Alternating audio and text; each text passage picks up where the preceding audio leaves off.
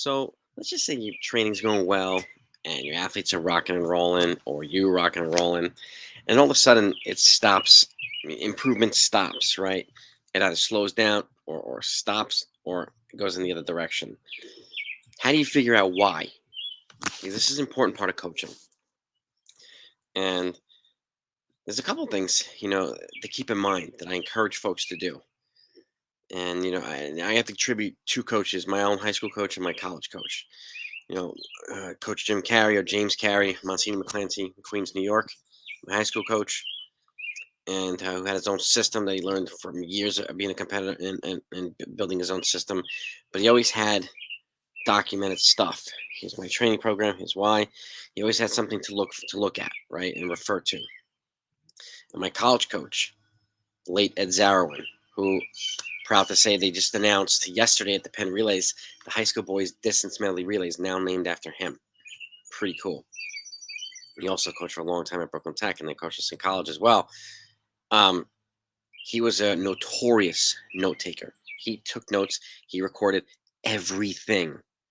Okay, workouts. He had 10 people run a workout. He had all the documentation for the workout for everybody. Splits. Yeah, give you something to look at right after the workout. You could say, "Wow, this is what I did," and so on and so forth. Why is that important? Well, it allows you to go back and look and see what worked. How long did it work? When did it stop working? And why did it work for him and not him? Why did it work for her and not her? Documenting stuff and journaling stuff. And if I can encourage you as a coach to do anything, would be to record your workouts. Okay. You record your runs too. I mean, even a daily journal of a minimal journal, which gives you how did I feel? How much did I do? What did we do this day? Right? Did I sleep enough? Whatever. And allows you to go back and refer to something and make modifications. Because again, saying, well, it worked last fall, it's going to work. That's not necessarily the truth or reality. Okay. The lifestyles changes. They get older, they get fitter. People have injuries along the way. And what worked last season might not work exactly the same the following fall or the following year, whatever you might, whatever you want to do. Okay. Far too often have I seen that happen. It also goes back, it allows you to go back and say, well, did we race too much? Did we train too much, too many workouts? Because again, some people might benefit from 2 workouts a week. Some people might not be able to handle that. Some people might need 1 workout a week, a more meaty workout, right? This is what I'm talking about. Journaling, documenting stuff allows you to go back and say, well, okay, what worked? Where can I enhance? How much can I add to? And I've said this in videos too. The last thing you want to do is do too much and have to take steps back because people are getting sick and hurt and so on and so forth. Last thing you want to do is race too much and then run your best or have your athletes run their best 6 weeks too early because they're racing far too much. And I've seen this happen way too often. It drives me nuts as a coach, but I understand there's certain areas where it's not required or highly encouraged, or sometimes people don't have enough runners on their team, so they have to do it. I get that too. But protecting yourself, protecting your athletes is about most importance. And journaling, taking notes is absolutely critical. So you can go back and say, and this is where, a good communication between coach and athlete. The coach is journaling and taking notes and saying, well, you did this worked, but we also did it for 6 weeks straight. And this is where you're including, and this is why I say, structuring your training accordingly so you're doing the right things at the right time, whether it be threshold training, anaerobic threshold, aerobic threshold, lactate training, tempo runs. When should you be doing them? With what should you be doing it? Whether you're middle distance runner, distance runner, and so on and so forth. A lot of folks ask me these questions, and there's a time and these are good questions. There's a time and a place for this stuff. Well, when should you be doing it? How often should you be doing it? How often should you incorporate speed running, VO2 max training, all this stuff? This is why taking notes is so important. So you can go back and see, all right, we did this much for this long. And this is also when we had our best stretch of not only workouts, but best stretch of races that will go along with it. And you could tell at some point where things became either too much or became stale. And that's when, so the next time you plan training out, it gives you the opportunity to say, okay, let's make some modifications here. Because again, and I can't stress this enough too, what works for you may not work for him. What works for you may not work for her. That's where the individualized component of training, this is where also where periodization comes into play. Okay. Some people might be training for the 5K. Well, she can, she does great at 1K repeats, but the rest of these girls can't. So we're going to do 800s at the same pace as thousands.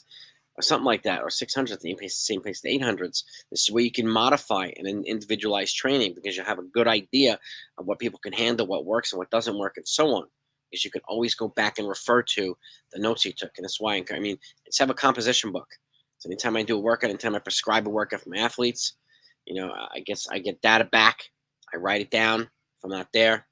It gives me something to work on. It gives me something to go on and build off of. It also gives them something to not only work on and build, but if they're an aspiring coach, it gives them something to learn and analyze and figure out, what works for them, what they like, what they don't like, what they want to do, especially if they're an aspiring coach. Because again, my two coaches were completely different. But at the same time, I learned about the type of coach I want to be, the type of things that work well for me and for other folks. And it helped me build my own philosophy over the last 2 decades, or my own system as the last 2 decades as a coach. And it's a system that I want to share with as many people as possible and bring as much value as possible. That's why I talk about this stuff. That's why I want to have these conversations. And I'll live stream this. And we'll talk about this tomorrow because I want to know what you folks think. As a coach, especially, even if you're not a coach, if you're a runner, if you have questions about this, this is important stuff to talk about. Okay, I talk about things that not everybody wants to talk about because sometimes you can learn some really valuable lessons with this type of stuff rather than ignoring this stuff. But again, journaling and taking notes, I highly encourage you to do. Highly encourage you to do. You learn from it. You become a student of the sport. And I've learned from my own athletes as much as they've learned from me. So there's no, end all be all. There's no know-it-all coach. There's no one-size-fits-all training program for everybody. You have to be able to tailor a bit towards athletes. So towards people who have certain strengths and weaknesses. So it's just a thought. I wanted to talk about this a little bit today. Again, because like I said, it's nothing more frustrating than that. There's also, and this is another thing that I noticed a lot. Said, well, my friends or my running club is doing this workout, so maybe I should do this workout. Well, are you training for the same things? No. So why should you do the workout? Are you fast? Are they comparable in terms of fitness level or experience? No. Well, why should you do the workout? And this is where an open line of communications comes into play too, where because coaches like myself, we take a lot of time to build training, right? Build your training over a short period of time and a long period of time. And there's rhyme, there's a logic behind the training that we put in. Okay, it's like rhyme to the, what do you call it? I forgot what it's called, but it's the logic towards what we're doing. And here's why. Why am I training you this way? It's because of why. And I expect you to have be able to reach certain benchmarks at a certain point. We'll be able to test you. And that's why I encourage testing. Test you at a mile, test you at 2 miles, test you at 5K, and see how you're progressing. If you're not racing a lot, you could test your fitness along the way, which also gives you a parameter without having the pressure of racing. Okay. Also, say it's a more controlled environment because racing with other people, not everybody's gunning for the same thing. So you have a certain goal you want to accomplish. A time trial helps you accomplish that, especially for people who can help pace you. We have coaches there or whatever it might be. Okay. You control that environment. In races, you don't necessarily control that. So I hope you found this insightful or valuable. If you have questions, load up the comments. Again, hop on the live streams. And I've got 400 videos plus of all detailed training, whether you're middle distance runner, everything you can imagine is on here from a half mile to the marathon. I'm going to continue padding it. Now we're going to have a little bit more in-depth, tough talk conversations about stuff like this because this is the type of stuff that could really help complement the training that you do, give you a better understanding of what you're doing and why you're doing it and when you're doing it. Okay, so I hope you find it valuable. If you did, hit the thumbs up, and if you haven't subscribed to the channel yet, if you're a runner or a coach or a budding coach, please do. Please do. Let's talk about this. I'm here to help and bring value to the running community to help other people get better. Because the last thing we want, we want to have coaches like this. We have a group of athletes where you're just running and everybody understands what's going on, right? Rather than coaches that are like this, because either the line of communications was not there, they don't really understand why they're doing it because we're not communicating it effectively to them. Okay, so having a thorough understanding, whether it's coach and an athlete, is a good thing to have. And that's why I want you to think about that. I encourage you to think about that. Do you notice that? How long does it work for? When does it stop working and why? This is the type of stuff I want to talk about. So let's get into it. Have a great weekend.